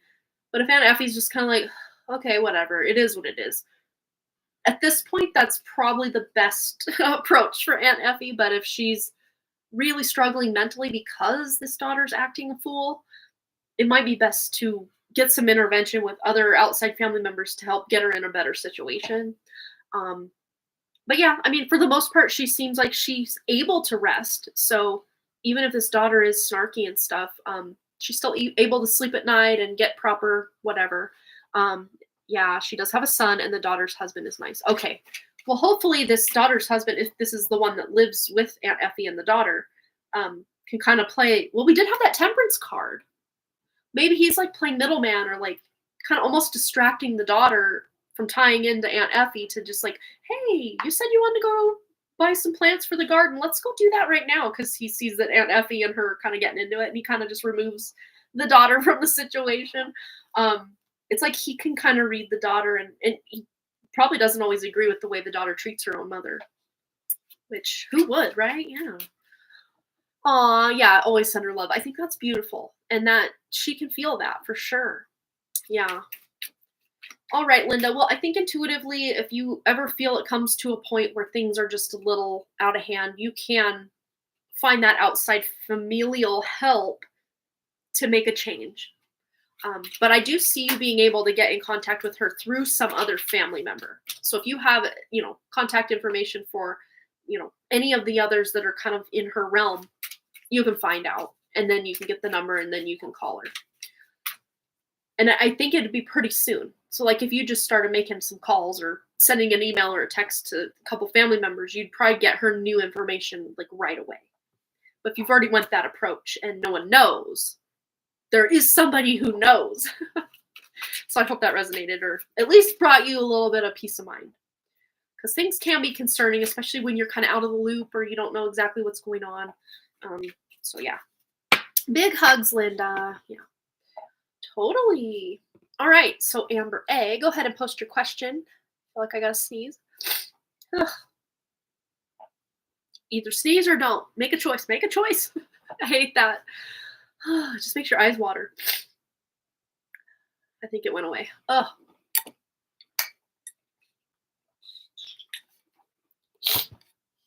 And now my nose is stuffed again. Oh. The joys of springtime. All right, so Amber A, Amber A. Boom, boom, boom. Yes. So Amber A is our second giveaway winner because I only saw Linda first. So Linda got a free read out of it. But let's get Amber A going, and then we have Pika Lee and Flowless for the quick card pull. I don't know better way to call it, because calling everything a one card pull, because you win a one card pull in the giveaway and then a one card for the drawing, like. But the giveaway is where you have the opportunity to ask the question, and then the drawing is where I just pull a card, kind of just setting the intention that it'll answer whatever question you have, especially if you're not on the live stream, or just, leaving it up to what is it that the person who won the drawing needs to know, which still feels more like a shorter reading even than the one card pull or 11-11 reading. All right, since I don't see Amber A, I know she's most likely still here, but probably typing out her question. I'm going to quickly get Pika Lee, her what she needs to know right now card. And I actually want to go to this Power Animal or Secret Language of Animals Oracle, I think it's called. Secret Language of Animals. Okay, so for Pika Lee, tuning into Pika Lee's true spirit. Oh, you get two. You get two. 4 want to try to come out, but we're going with the 2 that flipped over. All right, so we have here Lizard with Tuatara, Dreaming, Sight, Knowledge, and Hidden Gifts. And it's very interesting because you were saying about how you had that dream, and that dream was like sight and knowledge and hidden gifts. Wow. So we have kind of an almost sun-like appearance behind this lizard here too, and the number 18. So I don't know if the number 18 means anything, but 1 + 8 is 9, which is about closing out a cycle. It's about really stepping into purpose, making things happen to close out a cycle. And then we have the white pelican, ease, optimism, grace, and cooperation with the number 22, which sounds a lot like what was going on in the dream with the cooperation of, oh, this isn't working, and have this other person do it, and we're all working together to clear these kind of yucky white orbs that are doing bad things. Very cool. Oh, and white orbs, white pelican. I mean, you can't make this stuff up. And that's number 22.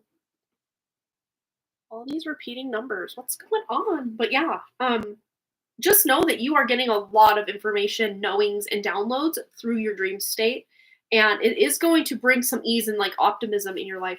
Yeah, you picked up on that too. Oh my gosh, that's so crazy. Very cool. But you can even look up this spirit animal meaning or animal medicine of the white pelican and the lizard Tuatara. Look that up, see if you get any additional insight or information just in life in general, or any specific question you had. So that can be your homework if you choose to accept. I will not grade it. That's okay. All right. And then Flowless. I'm going to write the timestamp for Flowless. So we're at 1:42:32. So Flowless, you won the giveaway on Wednesday night, but Mercury retrograde being what it is, I forgot to do your rating, and my apologies. And I don't even know if you're going to see this because I know I haven't seen you in quite a while, maybe even since the time you entered our drawing here. So, but I'm still honoring it for you. So let's see what you need to know. What does Flowless need to know? And of course, if you have a specific question in mind, you can pause this, get your question in mind, and then push play again and see what guidance comes through for your question. But I'm just asking whatever it is Flowless needs to know. Of course, in regards to the question they are asking, put that as the priority here. We have the unending sadness of looking back, endless regret, obsessive grief, replaying the past, and negative nostalgia. Yeah. So there is something from your past that keeps cycling back. This could even be as a result of like an anniversary or a date that keeps coming up on, a person's birthday, or, a place or something you have to keep returning to in the physical world, like a job or family reunion. I don't know. Something is going on that keeps putting you back to remember this one event or this one person or this thing that happened. And you're about ready to close that cycle out, Flowless. So it's, a lot of times we can get depressed when we look to the past and anxious when we look to the future. And kind of the antidote for either of these things would be to be very in the present moment. Yes, maybe these past emotions, memories, relationships, whatever it is for you that are coming up, they're in your present moment because you're feeling it right now. You're thinking about it right now. but you can feel into it without having to go on a thought spiral of replaying over and over what happened, who said what happened since. You don't even have to intellectualize it in this way, but just feel into the emotion of what you're feeling and almost just picture it releasing out of you, or you're letting it go. You're blowing it out like a black puff of smoke. This is allowing these emotions to run through you so you don't have to keep going on this endless hamster wheel of a cycle, because you're looking and you're ready to close it out with that 36 that adds up to a 9. That's about closing the cycle out, finding the purpose or the lesson or the reason certain things happened without, again, having to go on that thought spiral of intellectualization. Is that a word? Intellectualization. But feel it to heal it to let it go. Feel it to heal it to peel it to let it go. So there's your card flow list. Congrats on winning the drawing, and also Pika Lee for winning the drawing today. And congrats to Linda and Amber A. Which, Amber A, are you still here? Amber A, Amber A. We still have your question to go. She might have had to duck out, but I didn't see her question if she did post it. Am I missing something? I know she was just here. She did congratulate Pika. Congratulate, I swear I can talk. Congratulate Pika Lee and Linda. But let's see. Yes, she said 8 of Wands, and I said, yes, let me honor that for you. And then she said, thank you so much, yay. And then she congratulated everybody. And then I haven't seen her comment since. So, yeah, absolutely, Linda, we're still here. Might as well.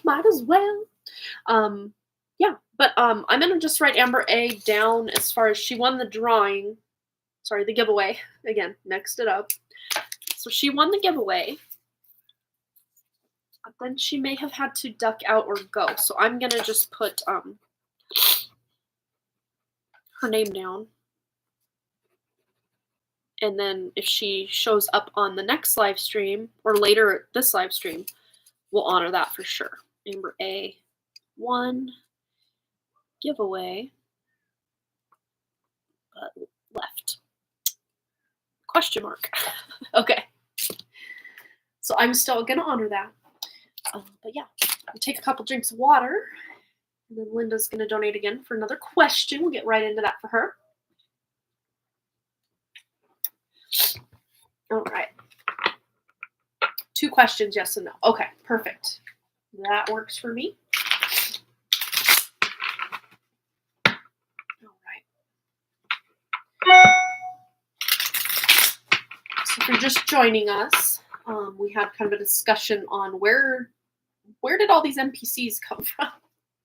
And why did the population at the turn from 18 whatever to 19 whatever go from roughly 1 billion to now in 2024 upwards of 8 billion people? Where did all these people come from? If you want to know at least some insight or even some more questions to ask, go to the beginning of the live stream. We talked about it.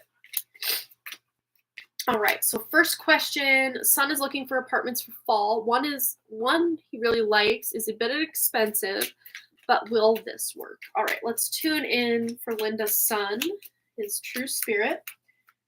Looking for an apartment this fall. The one he likes is expensive, but will this work? It's interesting because I saw, I don't know what the price is, but I saw a price, and then I saw a slashed price, and then it came in right under. You know how you get on flyers on junk mail, or you'll see it on these late night infomercials back in the day. It's instead of paying this amount, we're going to slash that price. And you're paying, I see the price is coming down. Either they can't rent it for the price because it's inflated price for what it is now, or maybe he is touring the apartment or looking at the apartment and then gets somehow offered a lower price, or if he signs a lease for X amount, then the rent is going to be less. There's some sort of, or he's getting in possibly lower than what it's listed for right now. And it could be because in a lot of areas where the housing boom really ticked up during the COVID days and since, they're now starting to see a backslide into at least slightly more realistic prices for things. And we have the 9 of Wands. Yeah, just tough it out. Hang in there. I saw one of those commercials today in the waiting room. It was kind of trippy. Oh my gosh, it just takes you back to the 90s, doesn't it? It's so funny. Um, yeah, so it's like Olympic athlete, like you're almost to the finish line. So let's just see if it's specifically this apartment or even complex, because sometimes certain apartments are carbon copies of other certain apartments in the same complex.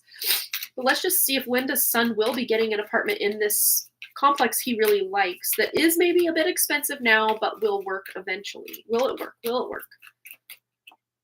Wheel of Fortune.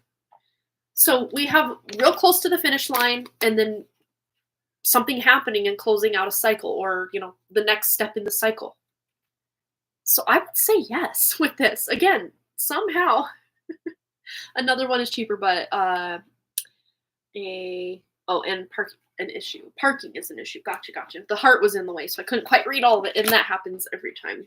The most recent comment happens. I don't know why. They put the heart right in the comments. I mean, put it like at the top of the comments, because usually you've already read those ones, not the ones just coming in. We like this newer one, safer and more amenities. Yeah, and sometimes that is worth the extra price, but if you're already kind of maxed out on budget and then you find something that's even higher, it's like, it's hard. But again, there's either some sort of rebate, or you sign up your lease for this long and we'll give you this X amount of months for free, that, it's now feasible somehow. Let's just see what is going on with this, because it appears to me like things will happen in this realm. Yeah. We'll ask about any lease deals. Yeah. And we have justice. So balance. So it's fair price, fairness. So he'll get what he wants at a fair price. So, and we have major arcana here. 2 major arcanas of the 3 cards. Oh, good.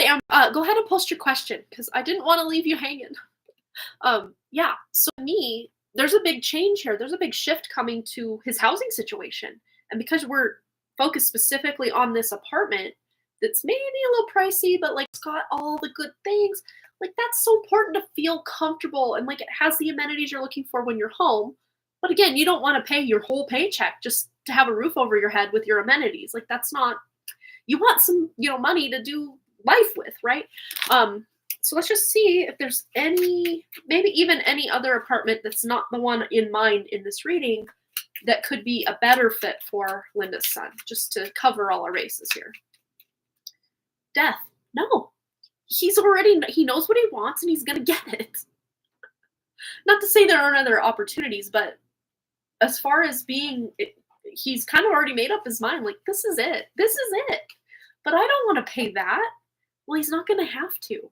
So either the prices come down, or rebates, or something. So I'm glad it's the one he loves. Seems like it's the winner. And then we have the 6 of Pentacles, which is another card of balance, justice. You give, you take. When you've been giving, now you can take. When you've been taking, now you can give.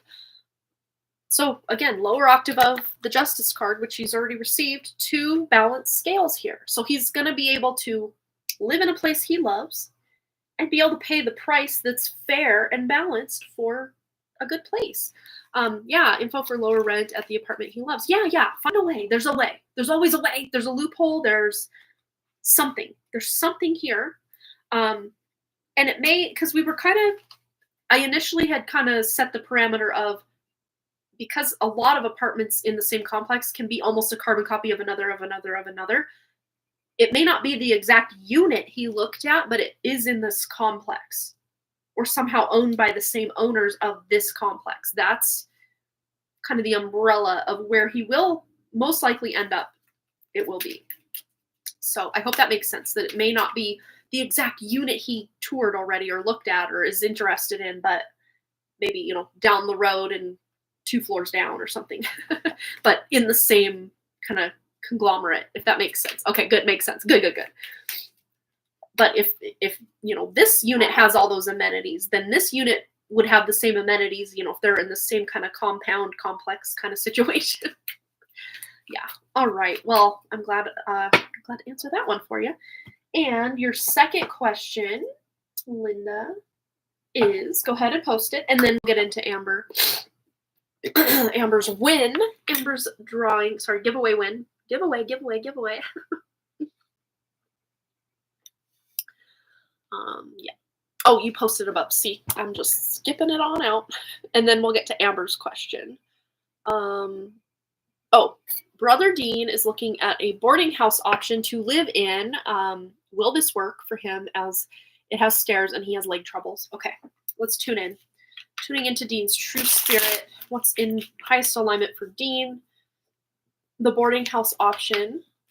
It's so interesting, Linda. The 3 questions you've asked today are about people moving or relocating in some way. That's so cool. So it's like a kind of a major theme in your life, even if it's not you being the one having to move, but like all these different people in your life have either recently moved or are wanting to move. That's so interesting, isn't it? You can really see these themes at play in your life right now.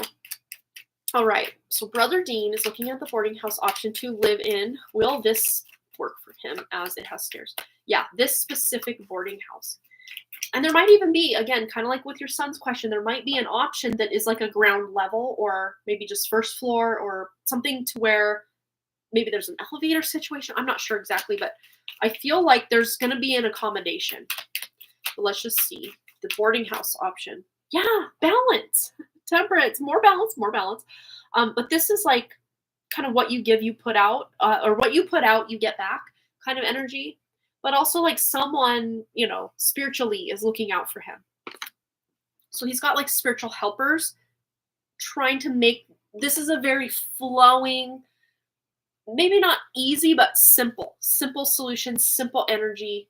That as long as he's doing his work to take that next step, he's, you know, making things happen in that way, it's going to flow very easily for him. As far as this boarding house being where he's going to end up, 2 of Pentacles. It's still up in the air, but whatever it is that he gets into, that up in the air, this is the opposite. So it's almost like things really could go either way. This could be the one, and he may have to deal with the stairs. But let's just see. Let's just say that is the outcome here. Let's just say. Oh, let's see. Oh, stairs are steep. Yes, very odd. Didn't realize till you said. They want to check out how he climbs stairs before renting to him. Oh, wow.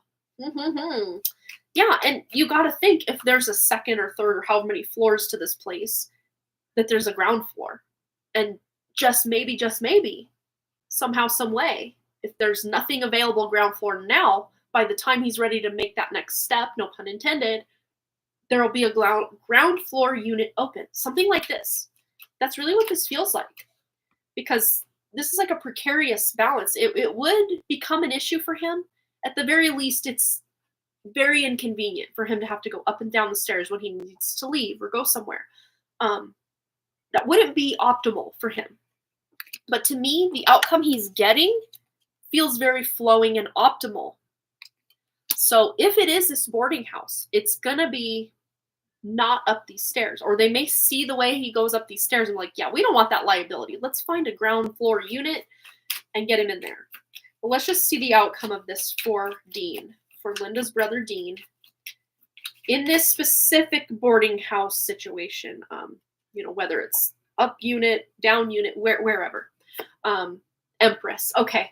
So there's a female helping him out here, or maybe advocating or speaking on his behalf, or going with him to talk game, you know, talk terms with the people in this boarding house, or that are going to get him into this boarding house. So someone who's kind of someone like you, that he can lean on. I'll have to ask my sister about ground floor options, even if we have to wait. Oh yes, sister. Okay. It's either you or your sister, or maybe the both of you getting together to make this happen for him. Yes. And then we have the Hierophant, which is being able to sign a contract. I have chills. Yeah. The 2 of you combined, you know, your idea and then her following through and being that advocate will get him that contract signed. In a way that is effortless and flowing without the precariousness. Because just as much as your brother doesn't want to have to hassle these stairs or to hurt himself further or to fall or something, this boarding house doesn't want the liability of him falling and then paying those medical bills. So it's going to benefit both parties to get him in an ideal situation. So just them, you know, I'm glad that they want to see the demonstration of him up and down these stairs, because they can then determine, yeah, it's probably not good for him. But yet, again, not being denied, maybe delayed, yes, maybe, if there's not a ground option available, but maybe possibly delayed, but not denied, if that makes sense. Well, let's just get a complete outcome card for Dean potentially getting into this boarding house in an ideal situation without all the stairs. Yeah, 4 wands, moving in, happy home, celebrating, signing of a contract again. So big confirmation, this is it. But again, stable and secure foundation. Foundation meaning ground level. I love it. I love it. Yes. I love that. Yeah, as long as he's got that advocate and he can demonstrate this is how I move up the stairs, they don't want that liability just as much as Dean doesn't want to fall, just as much as you don't want him to fall or your sister want him to fall. So they're going to, again, even if it's delayed by a bit for whatever reason, to get him in a more stable foundational ground unit, that to me feels like what will happen here. Okay, perfect. It will be more financially beneficial versus where he is at now. Okay, good. Yeah. I feel that. I really do. Yeah. Let's just see financial benefit. Just anything Linda needs to know about this being more of a financial benefit. Yeah, 6 of Cups. It's almost like, 6 of Cups is usually like that nostalgia or that return to childhood. But this to me feels price-wise, it's a return to like cheaper pricing, cheaper times when things weren't an arm and a leg to get you into a place. So it's like a return to that good vibe of not everything costing so darn much. I really like that card for this specific question we just asked. Yes. Almost half of what we were paying now. Yes. It's like the good old days when you only had to pay this for this thing instead of double. So yes, absolutely. That's exactly what that card is saying. Exactly what that card is saying. So this almost feels like a done deal to me for what you guys have going on, as long as you are both advocating for him and making sure he's showing up to, sign the papers. And, as long as Dean and your sister, as his advocate, don't drop the ball, this really does feel like a sure bet for me, for him to be able to get in a safe ground level situation eventually. Yes, absolutely. I feel it. I can feel you're doing your best and you love him and you want what's best for him. Absolutely. That's so cool. Big hugs, Linda. That's awesome. All right. All this good news. Good news, good news, good news. I love it. All right. So what is happening in Amber's life for the rest of April? I picked up the gummy bear deck, so we're going to start there. For Amber A, what is happening in the rest of her life, or in the rest of her life? Well, let's not go that far into the future, but for the rest of April in your life. Coordinate. You're coordinating something, and this one also flips. So start. So you might be coordinating a whole new start, or there's a new opportunity that's being coordinated behind the scenes, meaning kind of astrologically or even like divine. I feel like this is a more divine coordination of energy rather than just the matrix throwing you to the waves. This feels like your own spirit coming to make a new beginning for you in a way that you're feeling very organized. So if you are maybe decluttering or purging or just looking to clean up your spiritual energy, your emotional energy, mental energy, physical energy, there's something you're cleaning up and that's giving you a new beginning, or clearing enough energy or space in your life for a new beginning to come in the rest of this month. So let's see if there's anything else Amber A needs to know about that for the rest of April. In addition to what we got, or just to reaffirm what we got, Ace of Wands. New opportunity by way of epiphany idea. This is like an idea you're getting and you're just taking action on it. You're like inspired and ready to move. Where maybe before it felt like dragging feet or walking through molasses. Like now you're ready to move. There's an idea, there's an inspiration that you're just like out of nowhere. Maybe you had a plan for the day, and then out of nowhere, maybe someone even invites you. I'm getting like invitation vibes from this as well. Someone invites you out to lunch, and while you're out to lunch, like you have this conversation and it just inspires you in some way. That's just an example. It could be something like that where you're almost being invited to like co-create with the universe. It feels really good, but whatever ideas you're getting the rest of this month, even if it's in your dream state, any ideas you get that may even feel really far-fetched or out there, write them down. Even if you don't take action on them in this month, there's a good idea, a really good idea, a solid, amazing idea coming for you, Amber A, the rest of this month sometime, that you don't want to let that opportunity pass you by. Even if you can't completely stake your claim on it right away. And oh, wow, I was fumbling the card, but this is all standing out to me. So an ace is a 1. We've got a 1 with that wand. The start card is a 1, and the coordinate card is an 11. So you have 11, 11, or 1, 1, 1, 1. You cannot make that up. I mean, what are the chances? What are the odds? Pretty astronomical. So yes, the universe is going against all odds for you to bring you these ideas so that you can then have a new start with this new idea, this epiphany, this idea. Even if you're not like breaking ground on it by the end of the month, at least that idea is coming in for you, to you, by the end of the month, which is, it feels very, I'm getting like this rush of excitement right now too, Amber. So it's an exciting opportunity. Might even be an opportunity to travel. We got the 3 of Wands on the back of the deck, but at the very least, this is you finally being able to move forward, take action on something that has felt like you've been in the planning stages. So yes, certain things might still be in the planning stages come the end of the month, but there's definitely also forward momentum or progress being made on something, possibly even traveling or going on a trip, or, you know, maybe even communicating. It doesn't have to be you're physically leaving, but you're coming together with someone either through text that lives far away or online somehow to communicate with them at a distance.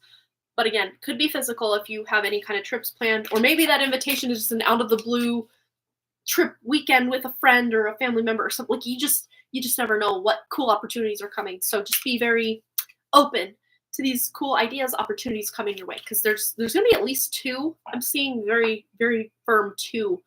1 really good idea, and then 1 cool, fun invitation coming your way. Very cool, Amber. Congrats again on your win for the giveaway today.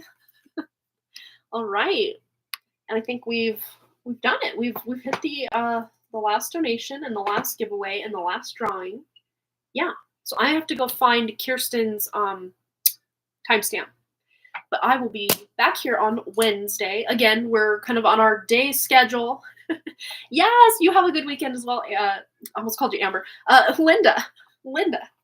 And you as well, Amber. Also, you have a good weekend. And everybody else who was here and will see the replay, have a great weekend. Or whatever day of the week it is, have a great that. But I'll be back Wednesday. Again, it's our daytime schedule between April through sometime in June when baseball is over. So 11 a.m. Mountain Time on Wednesday, 11 a.m. Mountain Time on Friday. That's kind of the current schedule for the next month and a half-ish.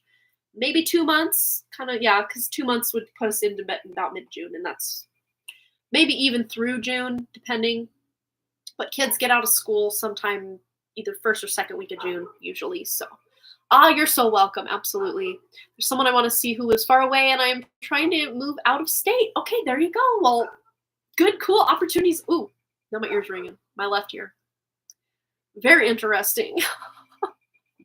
Yeah, you've got a lot of divine support around you though, through your own spirit, and then I don't know, whatever we want to call guardians. I don't even like calling them guides because that, again, it sounds so new agey, like guides, and it's not even like you have to communicate with these guardians. They're just there to support you, you know, per your spirit's free will to have some support in this crazy matrix system. All right, well, that's going to be it for me, you guys. Have a lovely, blessed, wonderful weekend. And thanks again so much for all the likes, comments, shares, subscribes, donations, and all the things. And I really, truly do hope to see each and every one of you right back here at Harmony Porter Tarot Live. Ooh, Dorothy, hi. I did a collective reading. We kind of had a talk for the first, I don't know how long. And then I did a collective reading today for everybody. So you can get in on that if you feel so inclined. All right, you guys. Bye. Happy weekend. Have a good one.